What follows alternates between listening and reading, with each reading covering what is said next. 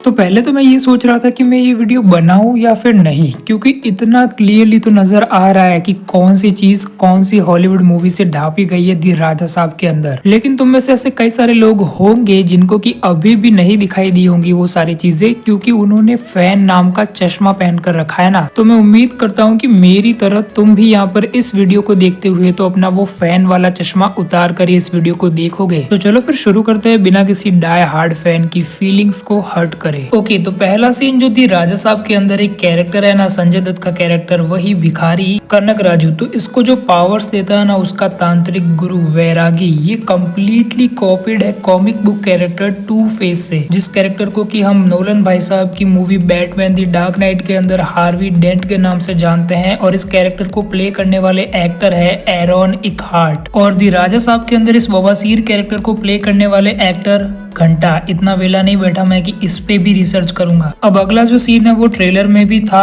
और मूवी के अंदर भी था, थैंक गॉड, वरना काटने के नाम पे तो इन्होंने सीन्स भी काटे हैं और हमारा भी। खैर, मैं बात कर रहा हूँ ये वाले सीन की जहाँ पर कि ये बड़ा जो मॉन्स्टर है वो भी कॉपीड है। वो किससे कॉपीड है आगे बात करते हैं, लेकिन यहाँ पर ये जो सोल सकिंग वाला पूरा सीन चल रहा है ना, जो प्रभास की आत्मा खींची जा रही है, वो डिट्टो कॉपीड है Harry Potter and the prisoner of Azkaban की ये डिमेंटर वाले सीन से, जहाँ पर की एक डिमेंटर हैरी की सोल को खींच रहा होता है। और हाँ, डिमेंटर से याद आया, मूवी के अंदर ये जो सीन है ना जहाँ पर की प्रभास में से शेडोज निकलती हैं और पुतलों में घुस जाती हैं, तो साला ये पुतले भी टोटली इंस्पायर्ड लगते हैं हैरी पॉटर के इन डिमेंटर से ही और लॉर्ड ऑफ द रिंग्स के नाज़गुल से, जो कि साउरॉन के सर्वेंट होते हैं मूवी के अंदर। और जब ये फैंटेसी फाइट के नाम पे क्रिंज फेस्ट चल रहा था ना, इस फाइट के दौरान इनमें से एक पुतले ने अपना मुंह खोला, तब मैं समझ गया कि हाँ, नाज़गुल से इंस्पायर्ड तो है ही, लेकिन यहाँ पर जब मुंह खोला उन्होंने तब मुझे पता चला कि यहाँ पर माउथ ऑफ साउरॉन करके भी एक कैरेक्टर था। कैरेक्टर तो क्या, एक भूत ही था उसके अंदर, लॉर्ड ऑफ द रिंग्स के अंदर। उससे भी इंस्पिरेशन ले लिया इन्होंने। नहीं, इंस्पिरेशन नहीं, जहाँ जहाँ भी मैंने वीडियो में इंस्पिरेशन बोला है ना, उसको बदल के कॉपी कर दिया जाए, क्योंकि कॉपी करने के लिए भी वो तो सुना है ना तुमने, नकल करने के लिए भी अकल की जरूरत होती है, वो भी नहीं है इनके पास, इसलिए इतना डायरेक्टली कॉपी किया है मूवी के अंदर। जैसे कि प्रभास का ये जोकर वाला लुक अरशद वारसी की बात को बिल्कुल 100% सही साबित करते हुए मारुति ने ये सोचा कि हम ऐसा मतलब मेटा रेफरेंस मार देंगे कि सारे हेटर्स चुप हो जाएंगे। चुप होने की बदले उल्टा अरशद वारसी ट्रेंड में चल रहे हैं इस लुक की वजह से। मतलब है क्या ये, ट्रेलर के अंदर देखा था ना, ट्रेलर 2 के अंदर, तब लगा था कि हाँ, यहाँ पर मूवी के अंदर ह्यूमर क्रिएट करने के लिए ही यहाँ पर ये पूरा पॉप कल्चर क्रॉसओवर चल रहा है। यहाँ पर जोकर का लुक,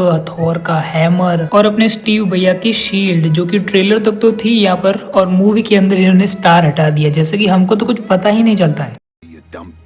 मुझे ट्रेलर के अंदर तो देखकर ऐसा ही लगा था कि हाँ, ये जो तीनों कैरेक्टर्स को इन्होंने यहाँ पर इस मूवी के अंदर ब्लेंड करने की कोशिश करी है प्रभास के कैरेक्टर के साथ, वो थोड़ा कोई ह्यूमर क्रिएट करेगा। लेकिन मूवी के अंदर साला ये सीन बिना किसी कॉन्टेक्स्ट के ऐसे ही आ जाता है और हमको बता दिया जाता है कि सर्कस, दी राजा साहब सर्कस 1935, मतलब क्या, अब यहाँ पर पार्ट 2 के नाम के लिए और वहाँ की टाइमलाइन के लिए इट वेलकम टू डेरी को कॉपी कर दिया भाई। मतलब आई एम 100% श्योर कि ये जो सर्कस वाला पूरा खेला करने की कोशिश करी है ना इन्होंने एंड में, वो वेलकम टू डेरी देखकर ही करी है। उसी के कॉन्सेप्ट से यहाँ पर 1935 लिखा है। वरना तुम खुद ही सोचो, मूवी के अंदर ऐसा कौन सा सीन है जहाँ पर कि इस चीज को थोड़ा भी सेटअप किया गया हो। मूवी के अंदर साला क्या बात चल रही है, माइंड कंट्रोल, पैरेलल वर्ल्ड, ऐसी सारी चीजें बात चल रही है ना, तो फिर ये टाइम ट्रेवल कहाँ से आया। बस इतना कॉन्फिडेंस चाहिए लाइफ में। और अभी तो रुको, अभी और भी है। ये जो बिग डैडी मॉन्स्टर है ना, जो कि संजय दत्त का कैरेक्टर और उसका तांत्रिक गुरु, हाँ वही सस्ता हार्वी डेंट, ये सारे इनका सोल मिलकर ये जो पूरा मॉन्स्टर बनते हैं ना, पूरा मॉन्स्टर क्रिएट करते हैं ना, उसका जो पूरा फेशियल स्ट्रक्चर है, उसका जो ओवरऑल शेप है, आई प्लेसमेंट है, स्किन टेक्सचर है और बल्कि बॉडी प्रपोर्शन, सब कुछ यहाँ पर ट्रॉय मूवी के इस मॉन्स्टर से छेपा गया है। सॉरी, ट्रॉय नहीं, ट्रॉय तो अपने ब्रैड पिट की हो गई, ट्रोल मूवी के इस मॉन्स्टर से छेपा गया है सब कुछ। और जो पीछे से इतने सारे हाथ निकल कर आते हैं ना, वो एल्डन रिंग के इस मॉन्स्टर से छेप दिया है। मतलब अपना तो कुछ बनाना ही नहीं है। थोड़ी भी अगर क्रिएटिविटी दिख गई तो भाई प्रभास के स्टारडम को कैसे यूज करेंगे, उसका भी तो कोई यूज होना चाहिए ना। दुनिया में सारी चीजें सबका यूज कर, मतलब प्रभास को किस तरीके से यूज हो रहा है भाई साहब, रियली इस पॉइंट पर तो मैं भी खुद ब्लैंक हो चुका हूँ कि प्रभास खुद भी रियलाइज कर रहे हैं कि वो कैसी मूवीज पर काम कर रहे हैं, या फिर उनके आसपास तो सारी चीजें सही ही चल रही है। उनको तो लग रहा है कि वो काफी हाई कॉन्सेप्ट वाली मल्टी जॉनर फिल्में कर रहे हैं। हाँ ना, मल्टी जॉनर ही तो है, क्योंकि एंड में जाकर प्रभास का कैरेक्टर जो दी राजा साहब होता है वो सुपर हीरो बन जाता है। और ये सुपर पावर्स प्राप्त करने के लिए पता है यहाँ पर राजा साहब क्या करते हैं, वो अपने अंदर के इमोशंस को जगाते हैं। वही टिपिकल ट्रोप, इसको तो कहीं से कॉपी किया ये भी नहीं बोल सकते, क्योंकि साला हर सुपर हीरो मूवी में एंड में यही होता है, अपने अंदर के इमोशंस को खुद को पहचान कर ही खुद की सुपर पावर्स को जाना जाता है। तो इसको लेकर तो ज्यादा कंप्लेन नहीं है। लेकिन प्रेजेंटेशन यार, मैंने बिल्कुल नहीं सोचा था कि मार्वल की एक फीमेल सुपर हीरो की प्रेजेंटेशन को यहाँ पर ये चेप देंगे प्रभास को सुपर हीरो दिखाने के लिए। मूवी के एंड में जब राजा साहब अपनी पावर्स को रियलाइज करता है, ये सस्ते हार्वी डेंट यानी कि वैरागी के हिसाब से, जब वो यहाँ पर खुद ही भगवान का अंश बन जाता है, तब वो अपने बाइनरी फॉर्म में आता है और उसके पीछे एकदम ऐसे कॉस्मिक एनर्जी आती है, बिल्कुल सेम लाइक मार्वल की जो कैप्टन मार्वल है ना, वो जब अपने बाइनरी फॉर्म में आती है तो बिल्कुल ऐसा